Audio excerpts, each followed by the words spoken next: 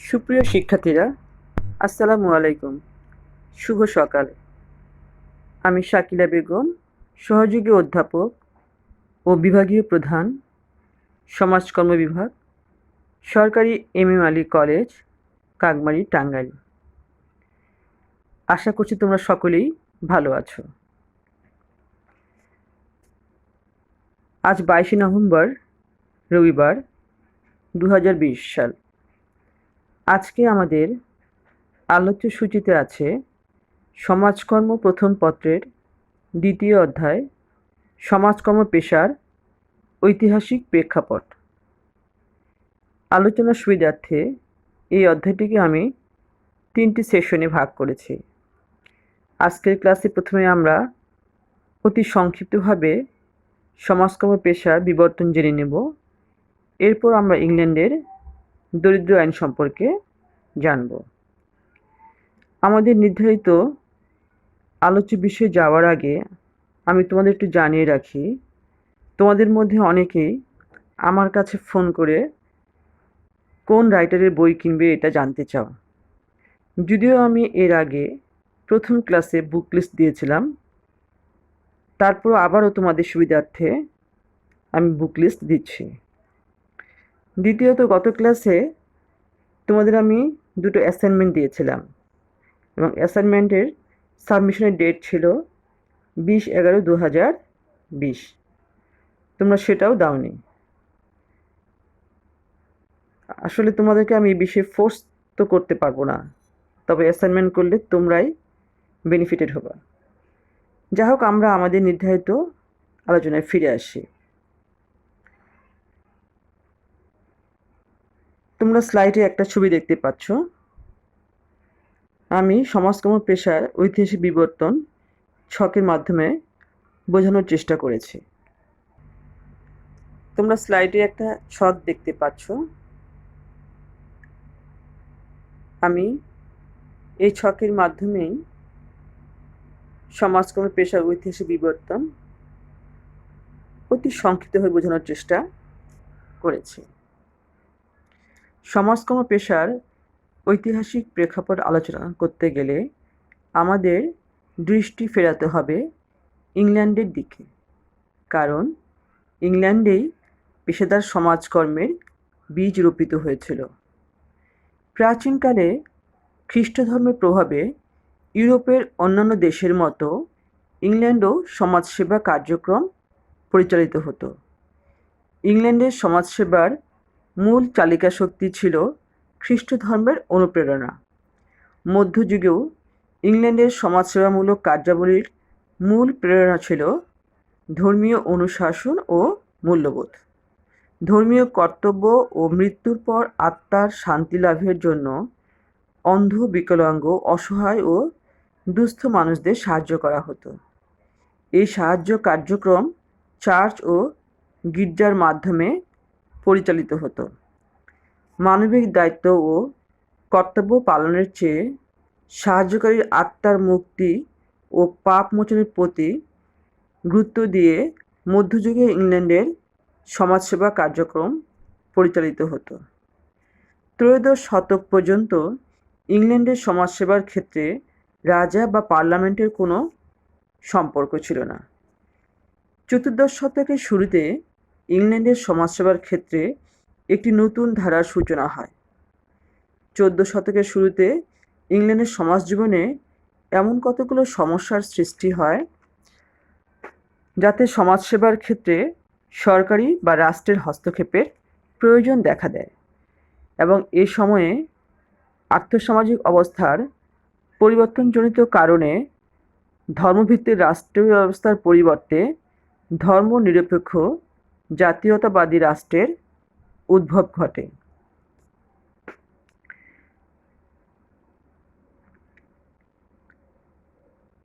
সমাজসেবার ক্ষেত্রে রাষ্ট্রীয় হস্তক্ষেপ শুরু হয়, কিন্তু তারপরও কিছু সমস্যার কারণে দরিদ্রের সংখ্যা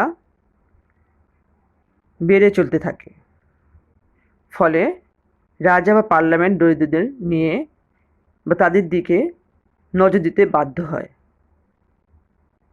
যার কারণে ইংল্যান্ডে 1536, 1601, 1834, 1905 সালে দরিদ্র আইন ও সংশোধিত দরিদ্র আইন এবং 1942 সালে বিভারিজ রিপোর্ট প্রণীত হয়, যা সমাজসেবার ক্ষেত্রে এক যুগান্তকারী পরিবর্তন ঘটায়। পাশাপাশি শিল্প বিপ্লব বস্তুগত ও অর্থনৈতিক প্রবৃদ্ধি ত্বরান্বিত করলেও নানা ধরনের অসঙ্গতি ও সমস্যা সমাজে দেখা দেয়। এই পরিবর্তিত পরিস্থিতিতে সমাজসেবামূলক কাজকে অথবা সমাজসেবাকে আরও উপযোগী করে তুলতে আধুনিক পেশাদার সমাজকর্মের উদ্ভব হয়। ইংল্যান্ডে যে সমাজসেবা কার্যক্রমের সূত্রপাত হয়, আমেরিকাতে তা পূর্ণতা পায়। এক্ষেত্রে 1893 সালে শিকাগো শহরে অনুষ্ঠিত আন্তর্জাতিক দানশীলতা সংগঠন সম্মেলনে এনএল ডয়েস প্রথম সমাজকর্মের পেশাদার রূপ এবং ম্যারি রিচমন্ড এক্ষেত্রে প্রাতিষ্ঠানিক শিক্ষার কথা উল্লেখ করেন। 1898 সালে নিউ ইয়র্ক দান সংগঠন সমিতি কর্তৃক সপ্তাহব্যাপী এক শিক্ষা কোর্সের আয়োজনের মধ্যে দিয়ে সমাজকর্ম পেশার সূত্রপাত ঘটে। 1952 সালে সমাজকর্ম শিক্ষা অনুমোদনের জন্য আমেরিকায় গঠিত হয় national council for social work education. 1955 সালে আমেরিকায় জাতীয় সমাজকর্মী পরিষদ গঠিত হয়। পরবর্তীকালে বিশ্বের অন্যত্র সমাজকর্ম পেশা হিসেবে প্রতিষ্ঠা লাভ করে।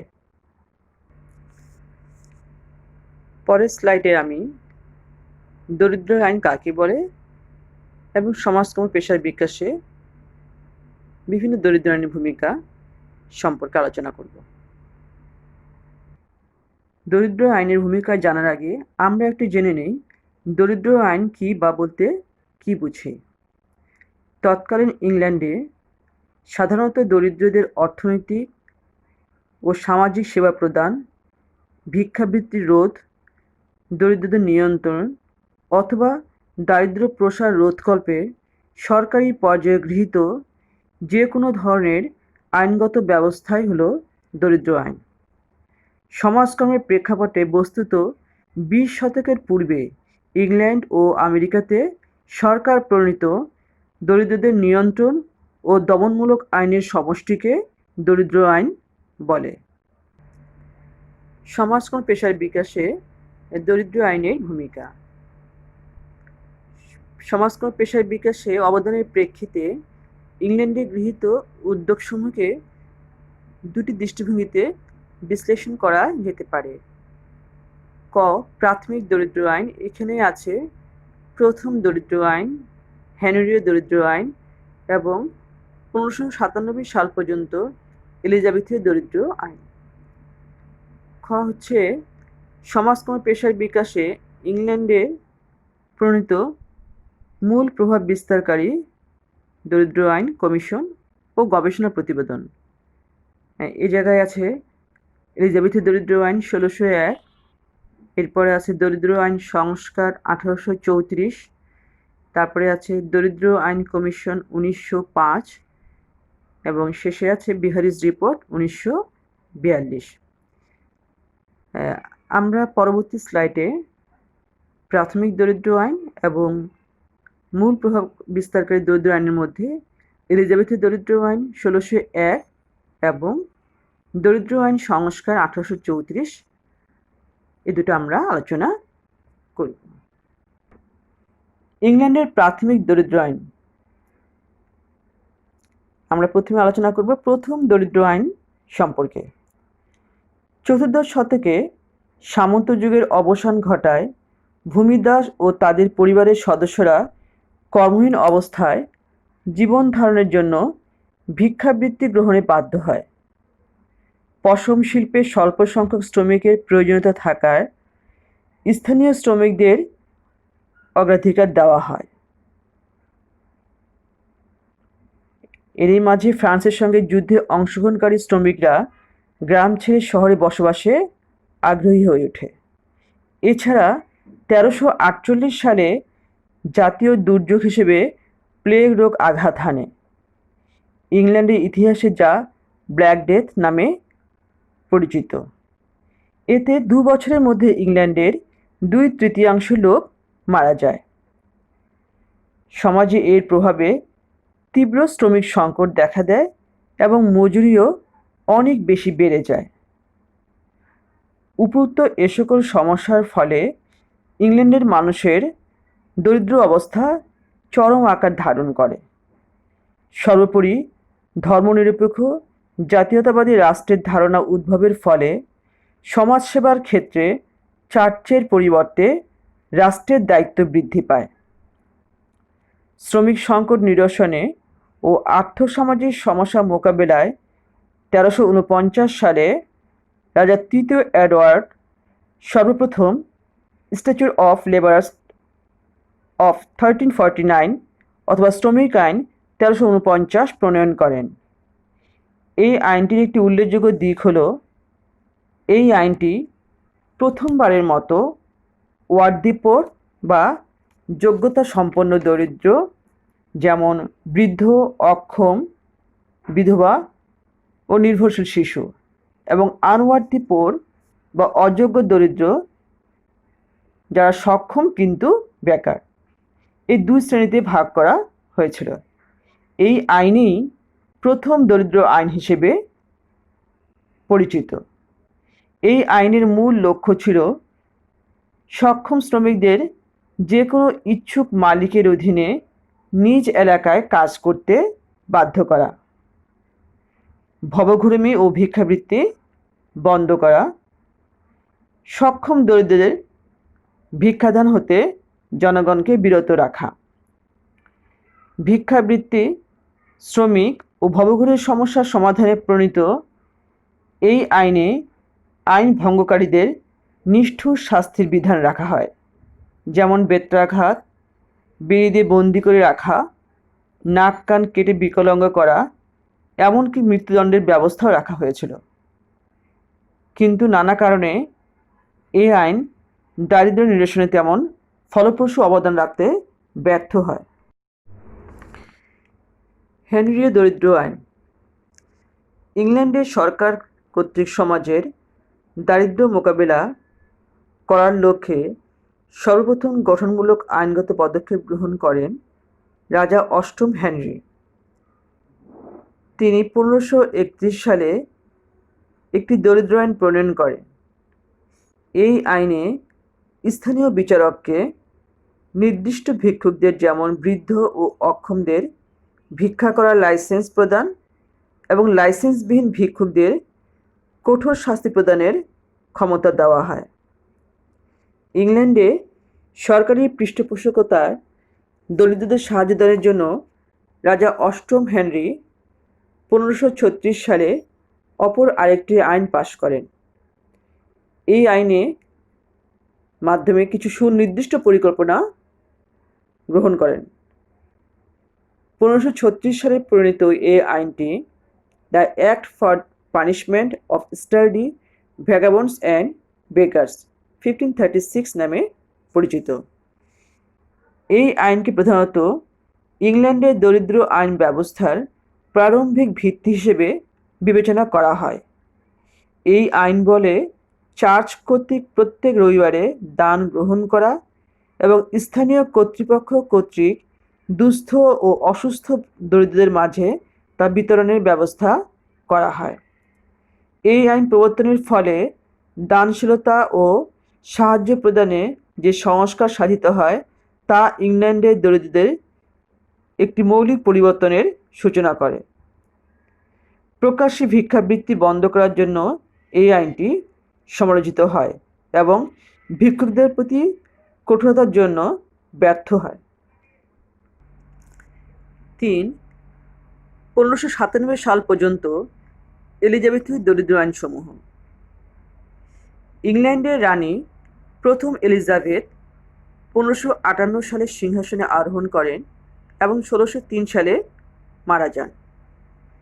তিনি ক্রমবর্ধমান দারিদ্র্য সমস্যা, ভিক্ষাবৃত্তি, ভবঘুরে বেকারত্ব রোধ ও দুস্থদের সহায়তার জন্য বিভিন্ন দরিদ্র আইন প্রণয়ন করেন। এই দরিদ্র আইনগুলোকে একসাথে এলিজাবেথীয় দরিদ্র আইন শিরোনামে আখ্যায়িত করা হয়। এলিজাবেথীয় দরিদ্র আইনগুলো 3টি নীতির ভিত্তিতে প্রণীত হয়েছিল। নীতিগুলো হলো দরিদ্রদের প্রতি রাষ্ট্রীয় দায়িত্ব, সেসব দরিদ্রদের সাহায্যের মধ্যে সীমিত রাখা যারা নিজ দায়িত্ব বহনে অক্ষম, এবং স্থানীয় পর্যায়ে সমাজকল্যাণ প্রশাসন পরিচালনা করা। এলিজাবেথীয় দরিদ্র আইন এর প্রধান উদ্দেশ্য ছিল দরিদ্রদের আচার আচরণ নিয়ন্ত্রণ এবং দরিদ্রদের সাহায্যের দায়িত্ব সরকারিভাবে স্বীকার করে নেওয়া। শ্রমিকদের কর্মসময় ও মজুরি নিয়মিত করা এবং একটি শিক্ষানবিশ ব্যবস্থা কারিগরি দক্ষতা বাড়ানোর লক্ষ্যে দ্য স্ট্যাটিউট অফ আর্টিফিসার্স 1562 প্রণয়ন করেন। কিন্তু দরিদ্র ও ভিক্ষাবৃত্তির সমস্যা মোকাবেলায় স্বেচ্ছাভিত্তিক দান প্রয়োজনের তুলনায় অপর্যাপ্ত হওয়ায় এবং খাদ্যদ্রব্যাদির মূল্য ও ভিক্ষুক সমস্যা ক্রমান্বয়ে বৃদ্ধি পাওয়ার ফলে 1563 সালে ইংল্যান্ডের পার্লামেন্টে আরও একটি আইন পাশ করা হয়।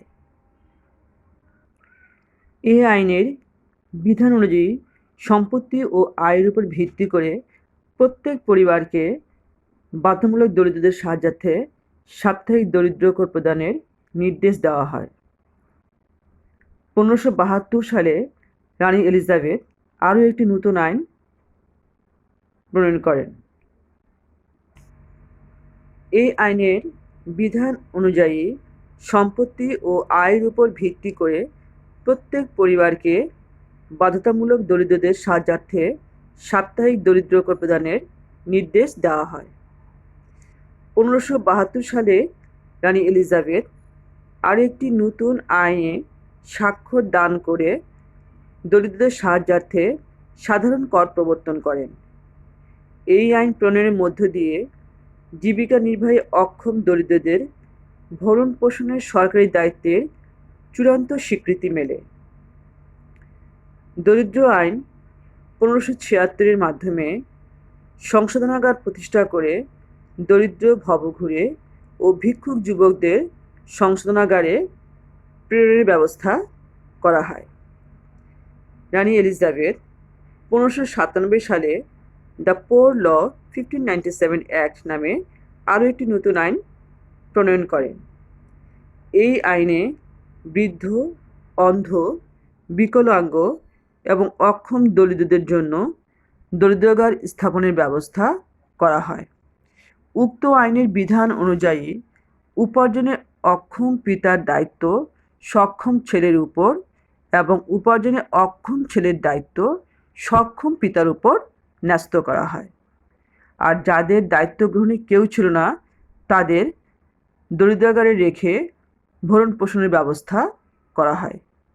এইভাবে একাধিক আইন প্রণয়নের মাধ্যমে দরিদ্রদের সাহায্যকে সরকারি দায়িত্ব হিসেবে স্বীকার করে নেওয়ার ফলে সমাজসেবা কার্যক্রমে অধিকতর রাষ্ট্রীয় তত্ত্বাবধান ও নিয়ন্ত্রণ বলবৎ হয়। এখন আমরা আলোচনা করব সমাজকর্ম পেশার বিকাশে ইংল্যান্ডে প্রণীত মূল প্রভাব বিস্তারকারী দরিদ্র আইন সম্পর্কে। সমাজকর্ম পেশার জন্ম একদিনে হয়নি। এর মূলে ছিল ঐতিহাসিক কতিপয় আইন, কমিশন, সমাজ গবেষণার রিপোর্ট ও বিভিন্ন সংগঠনের ভূমিকা ও কার্যক্রম, যা ইংল্যান্ডের সমাজ থেকে দারিদ্র্য নিরসনে যুগান্তকারী ভূমিকা রেখেছিল। তবে সমাজকর্ম পেশার বিকাশে দরিদ্র আইনের ভূমিকা ছিল অপরিসীম। প্রথমেই আলোচনা করব এলিজাবেথীয় দরিদ্র আইন। 1349 সালে রাজা তৃতীয় এডওয়ার্ড প্রণীত ইংল্যান্ডের প্রথম দরিদ্র আইন থেকে 1597 সাল পর্যন্ত প্রণীত আইনগুলো বিশ্লেষণ ও পর্যালোচনা করে একটি কার্যকর, সময়োপযোগী এবং ত্রুটিমুক্ত দরিদ্র আইন প্রণয়নের উদ্দেশ্যে ১৬০১ সালে ইংল্যান্ডের পার্লামেন্টে একটি নতুন আইন পাস হয়। এটি বিখ্যাত এলিজাবেথীয় দরিদ্র আইন ১৬০১ নামে পরিচিত। ইংল্যান্ডের ভবঘুরে ও দারিদ্র্য সমস্যা মোকাবিলায় এই আইন ৪৩তম পদক্ষেপ বলে এই আইনকে ৪৩তম এলিজাবেথীয় দরিদ্র আইন নামেও অভিহিত করা হয়। এই আইন প্রণয়নের মাধ্যমে ইংল্যান্ডের ইতিহাসে সর্বপ্রথম দুস্থ ও অসহায় লোকদের অভাব মোচনের দায়িত্ব সরকারি অনুশাসনের মাধ্যমে স্বীকার করে নেওয়া হয়। ১৬০১ সালের দরিদ্র আইনের অধীনে দরিদ্রদের সাহায্য ও পুনর্বাসন কর্মসূচি সরকারের প্রত্যক্ষ তত্ত্বাবধানে পরিচালিত হয়। এই আইনের বিধান, সাহায্যনীতি ও বৈশিষ্ট্যসমূহ নিম্নে আলোচনা করা হলো। যদি কোনো দরিদ্র ও অসহায় ব্যক্তির পরিবার বা সম্পদশালী আত্মীয় স্বজন তার ভরণ পোষণের দায়িত্ব গ্রহণে সক্ষম হতো, তাহলে তাকে সাহায্যদানের জন্য তালিকাভুক্ত করা হতো না। সরকারি বা রাষ্ট্রীয়ভাবে দরিদ্রদের সাহায্যদানের নিশ্চয়তা প্রদান। নেক্সট, যারা ৩ বছর পর্যন্ত প্যারিসে অবস্থান করছে তারা সাহায্য প্রাপ্তির যোগ্যতা অর্জন করবে। নেক্সট, প্রত্যেক প্যারিসের জনগণ দরিদ্রদের সাহায্য করার জন্য কর প্রদান করবে। এরপরে আছে সরকারি কর্তৃপক্ষ কর্তৃক আইনগতভাবে জনগণকে কাজ করতে বাধ্য করা। পারিবারিক দায়িত্ব পালনে সরকারি হস্তক্ষেপ। স্থানীয়ভাবে দায়িত্ব পালনের ব্যবস্থা করা। দরিদ্রদের জন্য গৃহায়ন বা আবাসনের প্রয়োজনীয়তা বোধ করা। সর্বশেষে দরিদ্রদের ৩টি শ্রেণীতে বিভক্ত করা, যথা সক্ষম দরিদ্র, অক্ষম দরিদ্র ও নির্ভরশীল বালক বালিকা। সক্ষম দরিদ্র: যেসব দরিদ্র সবল ও কর্মক্ষম বা যারা কাজ করে খেতে সক্ষম তাদেরকে বলা হতো সক্ষম দরিদ্র। এই সক্ষম দরিদ্রদের ভিক্ষাদান কঠোরভাবে নিষিদ্ধ করা হয়। তাদেরকে শ্রমাগারে বা সংশোধনাগারে রেখে আইনগতভাবে কাজ করতে বাধ্য করা হতো। কেউ যদি কাজ করতে অনীহা প্রকাশ করত তাহলে তাকে কারাগারে পাঠিয়ে শাস্তির ব্যবস্থা করা হতো। অক্ষম দরিদ্র: বৃদ্ধ, অসুস্থ, অন্ধ, বিকলাঙ্গ প্রভৃতি শ্রেণীর কর্মে অক্ষম দরিদ্রদেরকে অক্ষম দরিদ্র বোঝানো হতো। অক্ষম দরিদ্র শ্রেণীকে দরিদ্রাগারে তাদের ক্ষমতা অনুযায়ী কাজ করতে বাধ্য করা হতো। যদি এসব অক্ষম দরিদ্রদের কোনো গৃহ বা আশ্রয়স্থলে রেখে কম খরচে ভরণ পোষণ করা সম্ভব হতো, সেক্ষেত্রে তাদের চাহিদা অনুযায়ী আউটডোর রিলিফের ব্যবস্থা করা হতো। মোট কথা, অক্ষম দরিদ্রদের ভরণ পোষণের সার্বিক দায়িত্ব সরকার বহন করত। নির্ভরশীল বালক বালিকা: এতিম, পরিত্যক্ত ও অক্ষম পিতামাতার সন্তানদের নির্ভরশীল বালক বালিকা হিসেবে গণ্য করা হতো। এসব শিশুদের ভরণ পোষণ ও রক্ষণাবেক্ষণের জন্য কয়েকটি বিকল্প ব্যবস্থা রাখা হয়, যেমন তৎকালীন সময়ে যদি কোনো নাগরিক বিনা খরচে নির্ভরশীল শিশুকে প্রতিপালনের ইচ্ছা পোষণ করতেন তাহলে তার আর্থসামাজিক অবস্থা বিবেচনা করে দত্তক হিসেবে তাকে ওই শিশুগুলিকে দেওয়া হতো। খ, আর যদি এমন কোনো বিত্তবান নাগরিক না পাওয়া গেলে কম খরচে এসব নির্ভরশীল শিশুর ভরণ পোষণের ব্যবস্থা করা হতো। এটিকে লোয়েস্ট বিডার বলা হয়। গ 8 বা ততোধিক বছরের শিশুকে শিক্ষানবিশ হিসেবে নাগরিকদের কাছে চুক্তিবদ্ধ করে রাখা হতো। ছেলেদের বয়স 24 এবং মেয়েদের 21 বছর, যা বিবাহের পূর্ব পর্যন্ত এ সকল নাগরিকদের অধীনে গৃহে কাজ করতে হতো।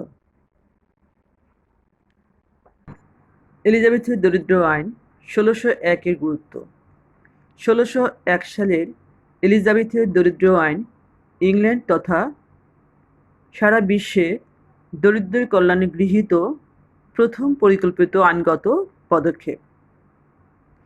এই আইনে দরিদ্রদের শ্রেণীবিভাগের মাধ্যমে সাহায্যদানের ব্যবস্থা প্রবর্তন করায় দরিদ্রদের প্রকৃত কল্যাণ সাধন করা সম্ভব হয়। এই আইনের মাধ্যমে সরকার যেমন অক্ষম ও অসহায়দের দায়িত্ব গ্রহণ করে, তেমনি বেকার শিশু ও সক্ষমদের জীবিকা লাভের ব্যবস্থা নিশ্চিত করে। অলস, ভবঘুরে ও সক্ষম ভিক্ষুকদের জোরপূর্বক কাজে বাধ্য করে ভিক্ষুকের হাতকে কর্মীর হাতে পরিণত করে। এই আইনের দরিদ্রদের সাহায্যদানে পরিবার ও আত্মীয়-স্বজনদের দায়িত্ব স্বীকৃত হওয়ায় পারস্পরিক আত্মসম্পর্ক সৃষ্টিতে সহায়ক ভূমিকা রাখে। এই আইনের উপর ভিত্তি করে বিভিন্ন সংস্কার কর্মসূচি ও নিরাপত্তামূলক আইন প্রণীত হয়। 1601 সালে দরিদ্র আইন কল্যাণমূলক দিক নির্দেশনার ফলে পেশাদার সমাজকর্মের উদ্ভবের অন্যতম ভিত্তি হিসেবে বিবেচিত হয়। কালক্রমে এই সেবা পেশাগত আন্দোলনের মাধ্যমে সরকারি স্বীকৃতি লাভ করে। এই কারণে সমগ্র বিশ্বব্যাপী এই আইনটি সমাজসেবার ক্ষেত্রে সমাদৃত হয়। দরিদ্র আইন সংস্কার 1834। 1601 সালের এলিজাবেথীয় দরিদ্র আইন প্রণয়নের পর হতে 1832 সাল পর্যন্ত ইংল্যান্ডের আর্থসামাজিক ক্ষেত্রে ব্যাপক পরিবর্তন সাধিত হয়। শিল্পায়নের ফলে নতুন কর্মসংস্থান তৈরি হলেও নানা কারণে দারিদ্র্যের প্রসার, দরিদ্র কর সম্পর্কে জনগণের অসন্তুষ্টি, প্রচলিত দরিদ্র আইনের ব্যর্থতা, আংশিক ও বাহ্যিক সাহায্যদানের বিরূপ প্রতিক্রিয়া ইত্যাদি সমস্যা উল্লেখযোগ্য। 1601 সালের এলিজাবেথের দরিদ্র আইন সমাজ জীবনে নানা প্রতিক্রিয়ার সৃষ্টি করলে দরিদ্র সংস্কার আইন 1834 প্রণীত হয়। 1832 সালে ইংল্যান্ডের পার্লামেন্ট একটি রাজকীয় কমিশন গঠন করেন। প্রখ্যাত অর্থনীতিবিদ প্রফেসর নাসার ডব্লিউ.কে সভাপতি এবং তরুণ আইনজীবী এডউইন চ্যাডউইককে এই কমিশনের সেক্রেটারি নিযুক্ত করা হয়। কমিশন গঠনের মূল লক্ষ্য ছিল কিভাবে শিল্পায়নের যুগে দরিদ্রতা কমানো যায় এবং প্রচলিত দরিদ্র আইনের বাস্তবায়নের দুর্বলতা খুঁজে বের করা এবং কার্যকরী পদক্ষেপ গ্রহণের ক্ষেত্রে করণীয় কর্মের সুপারিশ পেশ করা। রয়্যাল কমিশন 2 বছর ব্যাপী প্রচলিত দরিদ্র আইন প্রশাসন এবং ইংল্যান্ডের প্রতিটি প্রদেশের কার্যক্রম পর্যবেক্ষণ করে 1834 সালে দরিদ্র আইন সংশোধন বিষয়ক সুপারিশমালা পেশ করে। তারা তাদের রিপোর্টে বলে, বর্তমানে দরিদ্র রিলিফ কর্মসূচি যুবক ও সক্ষম দরিদ্র শ্রেণীকে স্বাবলম্বী না করে সম্পূর্ণরূপে নির্ভরশীল করে তুলেছে। তারা যে সুপারিশমালাগুলো দেয় সেগুলো হচ্ছে: আংশিক সাহায্যদান কর্মসূচি বিলুপ্ত করা, দরখাস্তকারী অথবা সাহায্যপ্রার্থী সকল সক্ষম ব্যক্তিদের কর্মশালায় ভর্তি করা, শুধু অসুস্থ, বৃদ্ধ, পঙ্গু এবং শিশু সন্তান সহ বিধবাদের জন্য আউটডোর রিলিফের ব্যবস্থা করা, দরিদ্র আইন সংঘ সৃষ্টি করে সকল অঞ্চলের ত্রাণ কর্মসূচির মধ্যে সমন্বয় সাধন করা,